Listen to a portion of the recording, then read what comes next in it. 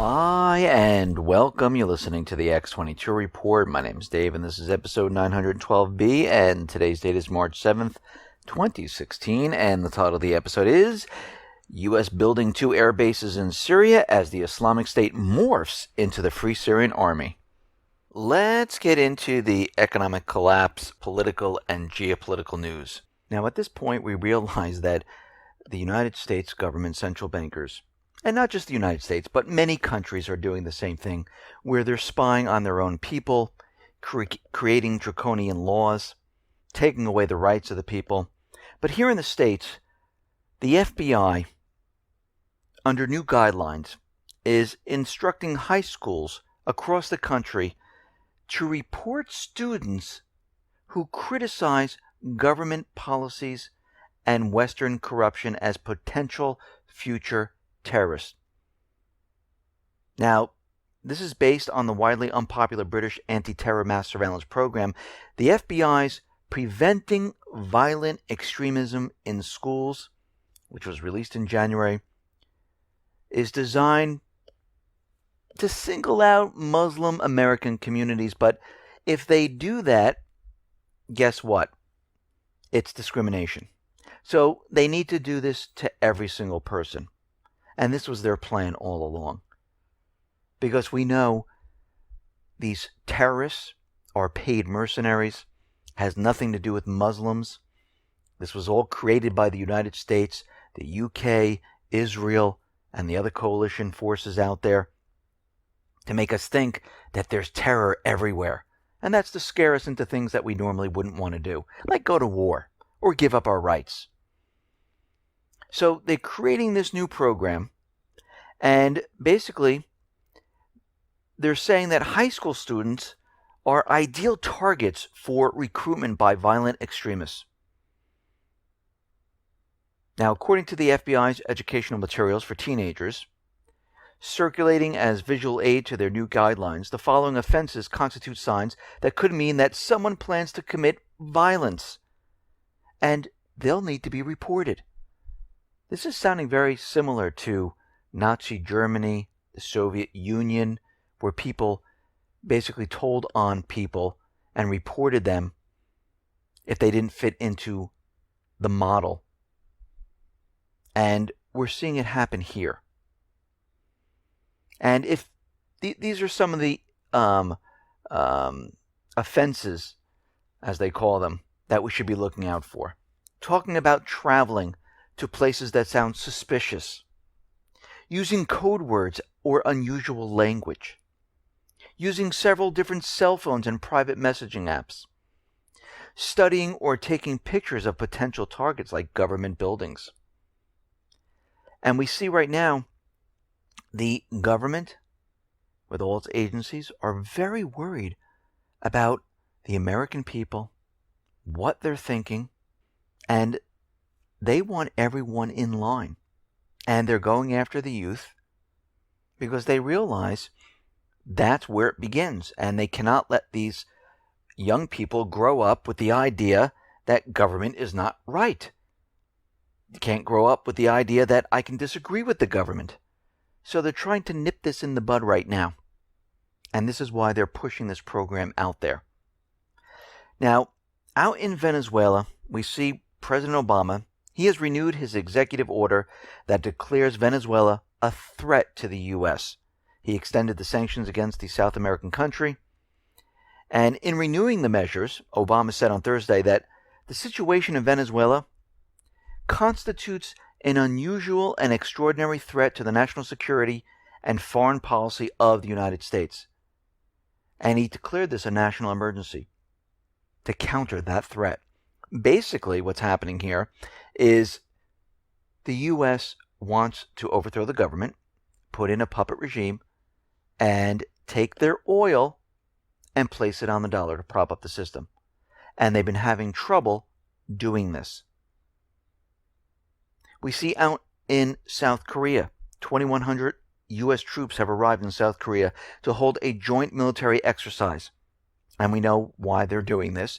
This is to stir tensions up in North Korea, to provoke North Korea. This annual exercise is going to begin today. and it includes 2 parallel annual drills, Key Resolve and Foul Eagle, and involve over 300,000 South Korean troops and 15,000 U.S. personnel. During the exercise, American and Korean forces will carry out amphibious operations for disaster relief. And we see at this point that this is going to provoke North Korea, and this is what it's designed to do. Russia is out there saying maybe these drills shouldn't be held at this time. But they did it on purpose. It was scheduled on purpose. It was done at this exact moment, right after the U.S. placed sanctions on North Korea. And of course, they never gave proof that they exploded some type of hydrogen bomb or nuclear weapon. They had an earthquake, but that is it. No radiation. There was nothing from that area. The Pentagon right now is looking at plans for permanent deployment of 1 or more U.S. Army Brigade combat teams to Europe. The new development could involve thousands of U.S. troops. An average American BCT is around 3,000 to 5,000 soldiers. Right now, we have about 67,000 U.S. troops in Europe. And of course, this is because of Russia, because of their threat. And all they're doing at this point is moving troops and military assets all throughout Europe, in the Pacific, in the Middle East, because they know, and they've been trying to push war. And they want everything into position to get ready for this next war. Now, Turkey is in disputes with Greece because they're making a territorial claim over these small islands in the Aegean Sea. And this is coming from a document from NATO. The document was submitted to NATO's military committee last month after the agreement that NATO ships would be patrolling the Aegean waters between Greece and Turkey in order to monitor the activity of refugee smugglers. Now, of course, they're using this as this is why the warships are there. And we're seeing a lot of countries bring in warships to this area. But remember where the Aegean Sea is. It's right near the Mediterranean. It's a hop, skip, and a jump to bring all these warships right into position for when war starts. And Turkey right now is claiming the sovereignty of these small little islands. And they're saying that they own them. So we see a little problem occurring in this area. Now, Britain has responded to the refugee crisis in the Aegean Sea by deploying vital military assets to help NATO. So the Royal Navy ship equipped with helicopter will join the German-led NATO mission to stem the flow of migrants and refugees. And the purpose of NATO's deployment is not to push back the boats, but to help them out if they send out some type of distress signal. So they're just patrolling the area. They're saying they're looking for smugglers. And we're seeing all these warships pile into this area. So it seems like there's another plan that's being prepared in this entire region. And they're moving everything into position. The UN right now is probing the Saudi use of banned munitions in Yemen. What they're looking at specifically are the cluster bombs, because they're banned and they're being used in Yemen. So they're doing an investigation on this. Now, out in Turkey, there is a real crackdown on freedom of speech. Journalists, academics, public figures, human rights activists, young children, anyone that criticizes the regime could face imprisonment, ranging from insulting the president to terrorism, espionage, or treason. Turkey right now imprisons more journalists than any other country. And we see right now that the Turkish government is trying to prevent the Turkish public from knowing that Turkey has been serving as the transit route by which the U.S. government and its allied Arab oil monarchies have been supplying foreign terrorists with weapons.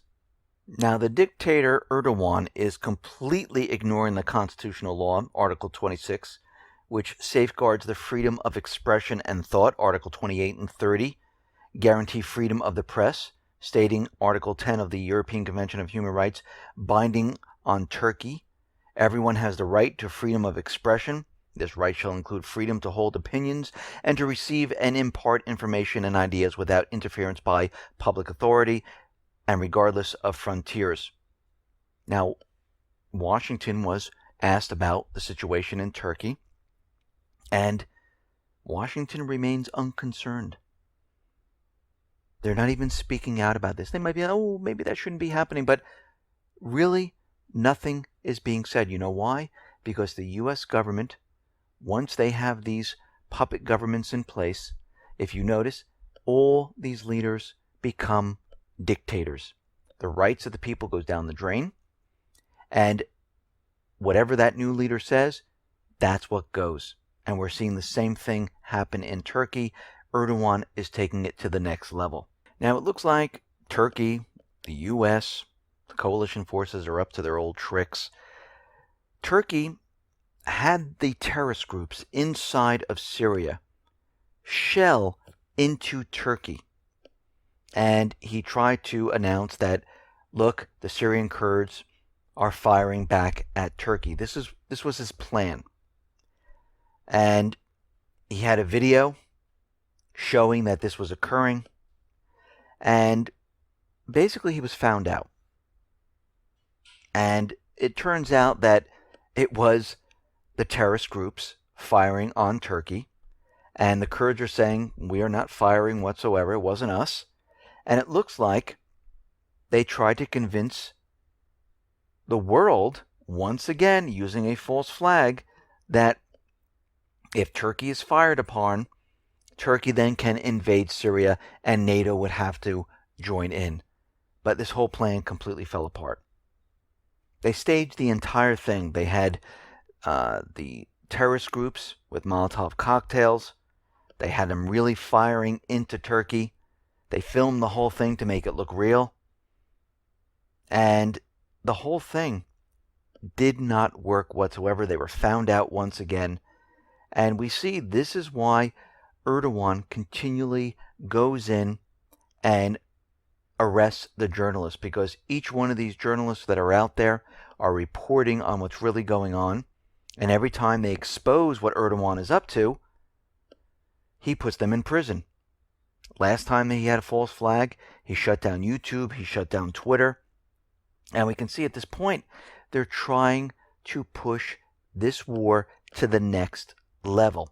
Now, Erdogan has come out.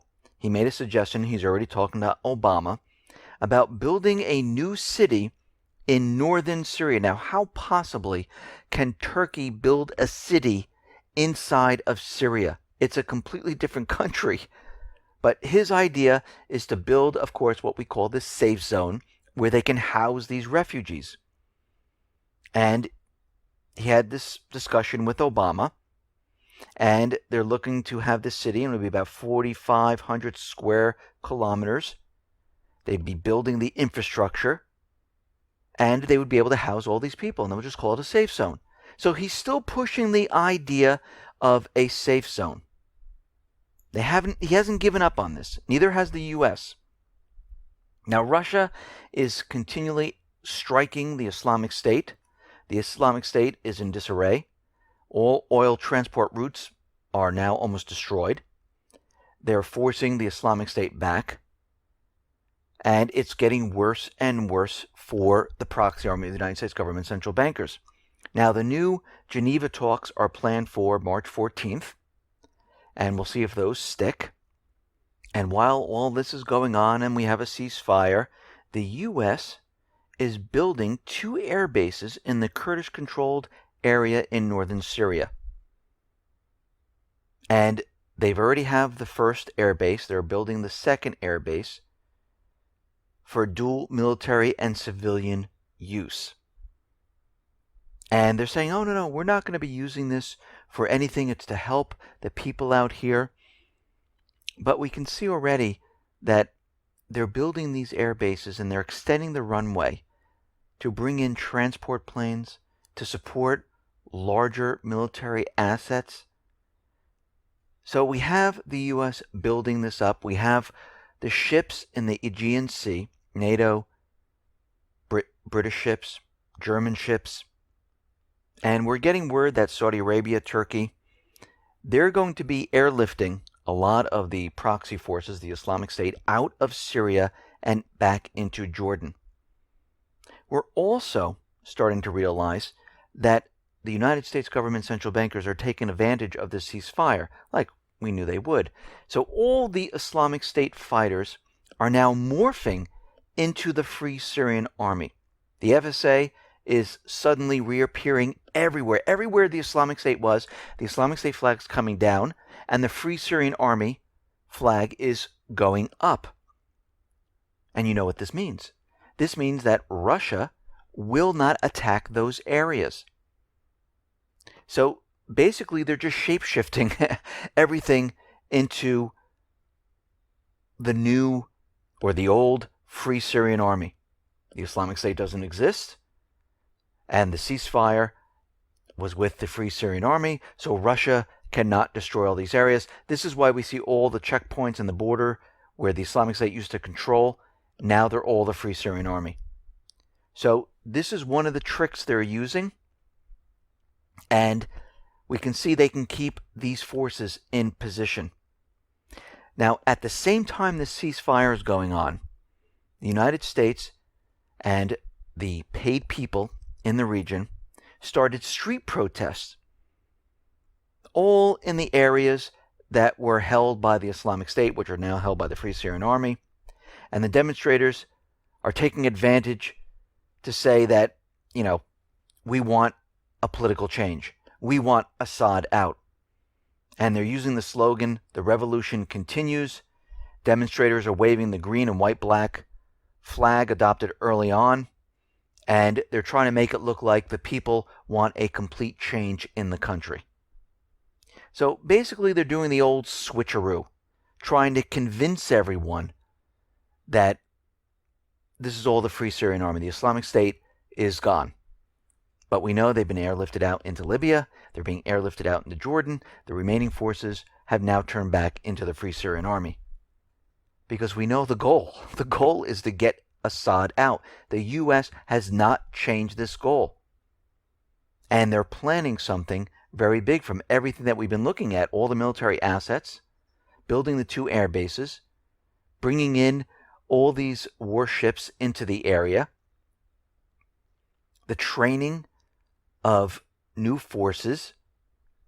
It's all starting to come together. Now, a while back, when they were using these tortured photos, and they had this guy named Caesar because they didn't want to reveal his identity, it came out that Assad was torturing all these people. Now, they showed the photos to Congress, and they just showed the aftermath of what has happened. There were no links that Assad was doing this. But a new 30-page investigative report came out on the Caesar torture photos, and we're starting to realize that what these photographs represent is what was happening in Syria during the war. Had nothing to do with torture, had nothing to do with Assad, because almost half of the photos show the opposite of the allegations. The biggest revelation is that over 46% of the photographs, 24,568, do not show people tortured to death by the Syrian government. On the contrary, they show dead Syrian soldiers and victims of car bombs and other violence. Thus, nearly half the photos show the opposite of what was alleged. These photos, never revealed to the public, confirm that opposition is violent and has killed a large number of Syrian security forces and civilians. The claim that other photos only show tortured detainees is exaggerated or false. The photos and the deceased are real, but how they died and the circumstances are completely unclear. So he was showing the aftermath of war, but nothing that links Assad. They could have blamed this on anyone. It could have been the guy down the street. And this is what I was saying before. In a murder trial, someone shows a photograph of a murdered person.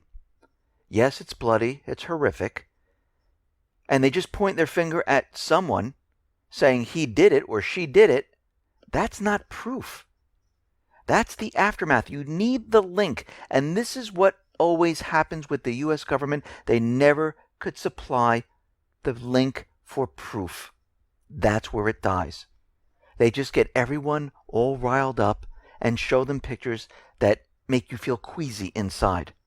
And they keep repeating the story over and over to convince you that it was someone. Now we're getting word from Scotland Yard National Policing lead for counterterrorism, Mark Rowley, saying that the Islamic State, they're broadening their terror campaign. And he's warning that the terror group is targeting the Western lifestyle and that the group may be gearing up for a large-scale attack. It's going to be enormous, and the attacks are going to occur in the UK, in the US, maybe throughout Europe. And we're hearing right now that U.S. officials are saying that there could be lone wolf attacks here in the United States because they're getting information that this could be happening. Now, we've said this in the past, that the U.S. and the private Western Central Bank countries are all going to push forward another event. And the next event is going to have to be very large because we know the economy is crashing. We know it's declining. And they need to blame this on another group or country. And they're continually pushing forward these ideas that it's going to be another group and another country attacking the United States, attacking the UK, attacking Australia, Canada, Europe, because they need everyone on board to go to war. And they need to make it look big, and they need to make it look scary. So whatever they're going to do, the next event has to be large to convince the people of the private Western Central Bank world to go to war for them. Listen, everyone, thanks a lot for listening. Be well, be safe, and especially be prepared. Thanks a lot.